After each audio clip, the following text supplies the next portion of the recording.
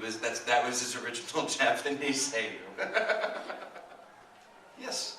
What was your favorite part in the show? Oh wow. Or favorites? No, don't have one.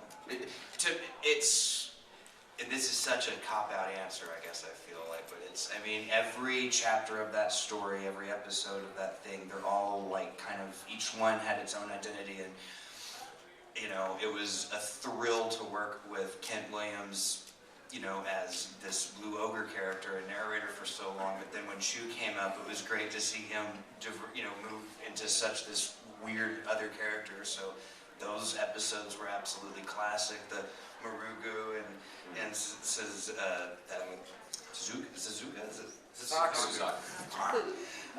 Those were great episodes with the Maze Castle and all of that. I mean, everything had its own little. There was a moment in every episode that was fun, or something we learned, or some new effect that me and the mix guys worked on. Or I mean, you know, so it's hard to say this one's the best. But I can say from an animation point of view, what struck me the most was the Chapter Black section of the story. I thought that whole bit was fantastic. And the pleasant surprise that came from that was trying to find a villain who could top the voice and style of a villain that someone like Damian Clark can bring to the screen was tough. But Rob McCallum nailed it, in my opinion. It was so fun, and he really got into these 7 personalities that the character had. So I mean, it was really neat to work with somebody who was into finding those differences and working that out. When you were doing all the screaming in the cave, was it intentionally very emotional for you, or just screaming? Because when I listened to you doing that, my heart hurts a little bit. So good. That's acting. That's 100% acting right there. No, way back in 1993, Jerry and I worked on a show together, Jesus Christ Superstar. He played Jesus and I was Judas. And sometime during that summer, Jesus was left out of this one, but we went. I got crucified. I did it. Multiple times. Yes, that's right. But I had a real crown of thorns. He did. It hurt. We tried to pull the thorns out of it. Anyway, okay, we'll do our own panel on that one later. But the point is that I got to go and see the touring version, and the touring version had Ted Neely and Carl Anderson. These were guys who had done the movie back in '72. They were just incredible talents. And I met and got to speak with Ted Neely a little bit, and I was always blown away. This is a guy who voices or plays Jesus in the professional version of the show, and he just felt these way up here. So I asked the guy, you know, did you do vocal lessons, vocal coach, you know, what was it you did? He goes, it's a drummer in a rock and roll band. We couldn't afford a PA system, so I just had to sing over the drums and bass and guitar, and so I just got used to screaming at a young age. And that, quite honestly, that's been my methodology, because I will listen to folks talk about blowing their voices out and getting nodules and these things, and no, I'm good. Let's just scream. Sorry. Yeah, I mean, we can have fun and do it right now if we wanted to. But I love entering those little. The trick is getting the painful, or what sounds painful. Sounds so painful. That's where the money is. And actually, it's smart. I guess I didn't think of it at the time, but as I just even did it then.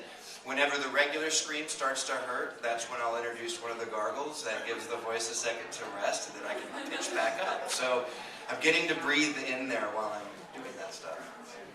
With the water bottle. One thing I noticed when I'm watching with Botan, sometimes some of the things she says almost has like a bit of a British accent to it sometimes. Was that intentional for the character? Or It was. What she does? No, she does not. She's naturally, she has got a very, but she's got a very subtle southernness to her tone. So part of that was in an effort to make it effortless for her not to have to worry about hitting something too southern. Because now if she's trying to be a little bit more prim and proper. The idea here that I gave her for what we were looking for was I wanted someone who was probably from England, but had lived stateside for years and years, and so only little bit of it remained.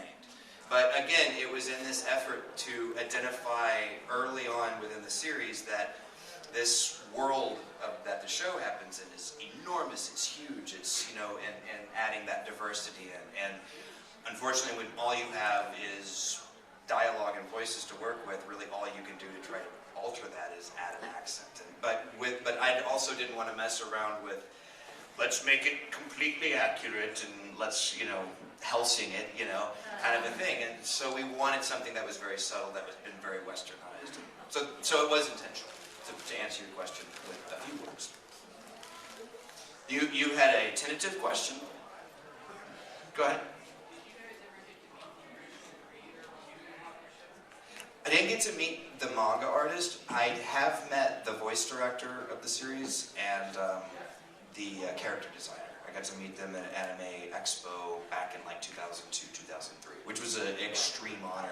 I proudly display the Polaroid photographs that were taken of us at that particular convention. So, yeah. Oh, it was just really, really, really great. So I have had that honor. And working closely, not with the production team, but with the international team from Japan, from Fuji Entertainment, that's bringing it, you know, helps to bring it over and negotiates with us. So we had a lot of, like, for instance, here's an example of, you know, people talk about, well, the Japanese asked us to do that. When I listen to the Japanese of Yu Yu Hakusho, I hear Kuwabara's name pronounced Kuwabara many times, as I'm sure most of you do. But they specifically said, no, his name is Kuwabara.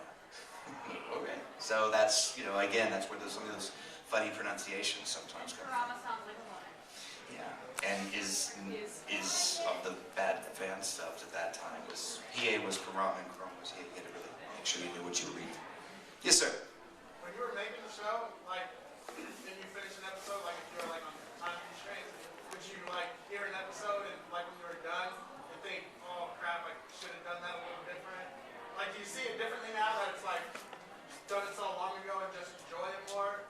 You know what I mean? I thought that was going to be the case, but then we did these remastered Blu-rays, and it turned out there was a lot I didn't like. So,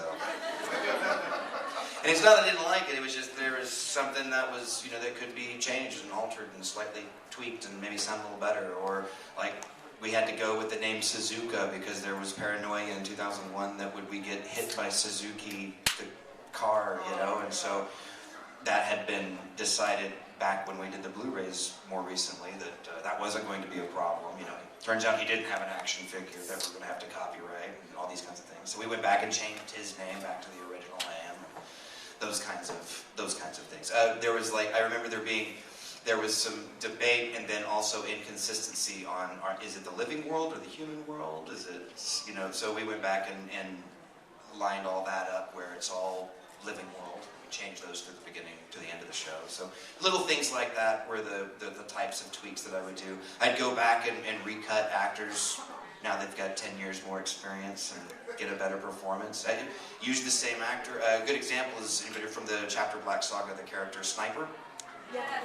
So Aaron Hatch had done that character originally and called him out of the blue, and he was shocked to hear it from me. And hey, why don't we come back and try this again? And he came in one Saturday afternoon, and we just worked all day. And he went back and I think did a much smoother and slicker performance that appears on the Blu-rays. We did that with a few characters. So, but to get to the real answer of your question, with all art, it's never finished by the artist. As a producer, what I have learned is that the biggest job or challenge of a producer is being able to have to pull from the cold dead hands from the director, the project. Give it to me. We've got to go. You know. So, if you have ever watched special features on the Star Wars discs, I believe it was the third episode that one of the lines the producer indicated was films don't get released, they escape. I think that's extraordinarily true. Pink hair.